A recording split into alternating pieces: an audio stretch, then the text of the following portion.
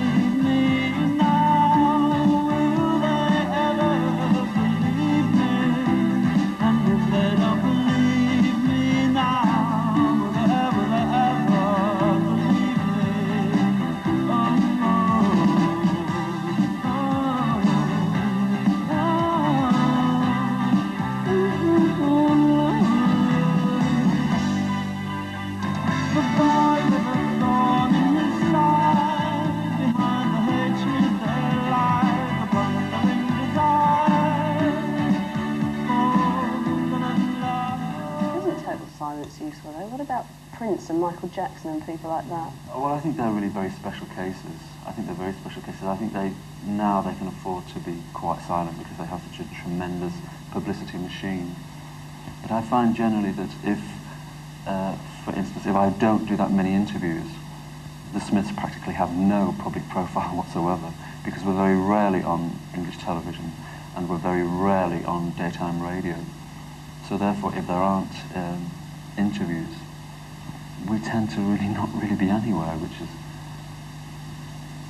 It might not be on the Prince or Michael Jackson scale of things, but you've been pretty well mythologised yourself, haven't you? Do you feel the need to dissipate that and actually be seen as a sort of smiling human being? I've never felt that need. Not really. I've never felt that need. I've never belonged to the throng of the club sect or whatever. And even though I've been in London for a long time, I've never really been a part of any great clannish group of either club people or music industry people. I've kept quite insular. Why? It just happened that way, really. It was quite necessary. It was quite a sense of protection, really, because I didn't want to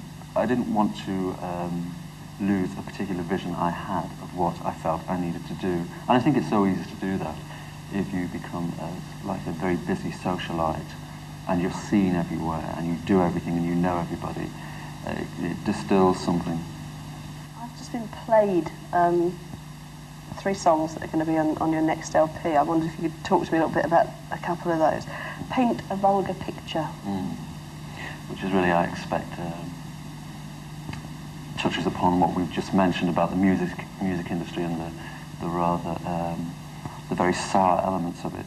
Which Paint a Vulgar Picture is about how the death of a pop star is treated generally by record companies and how they tend to become very, they tend to utilise the death and exploit the person. And I find that really sad. It's never really done in a very touching and a very passionate way. It's always very gaudy, very cheap, very nasty, tending to really milk the whole situation. And also people, I think audiences generally tend to, when a person dies, it throws a different coloration on that person's career. And we tend to generally appreciate people a little bit more. Obviously, we're quite sad because they've died, but so there's several angles. We tend to be a little bit, audiences I think generally tend to be a little bit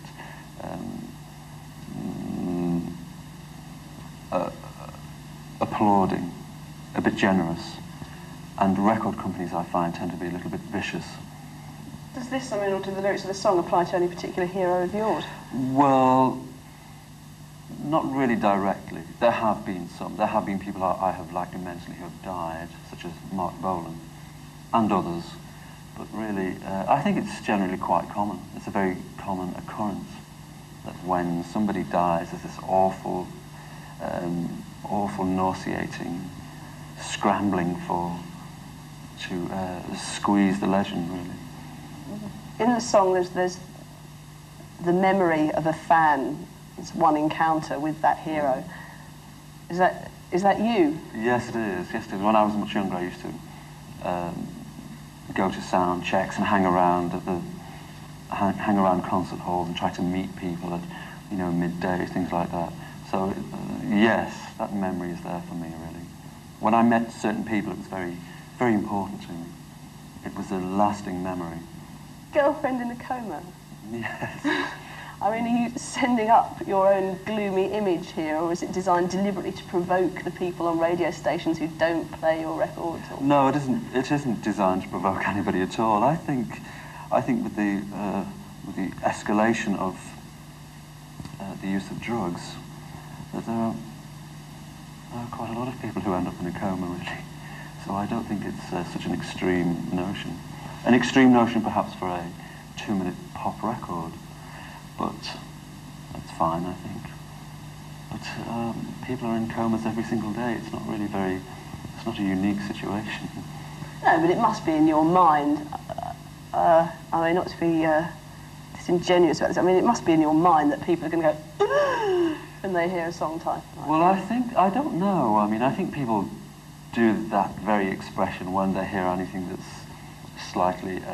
Not ooh baby. Yes, slightly off the wall, as it were, or even slightly off the rails.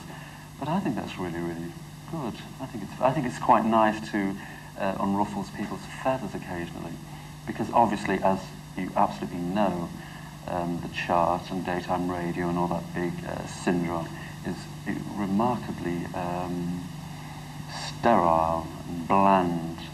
And if anything occurs which is faintly clever or faintly interesting, it's generally never played, really.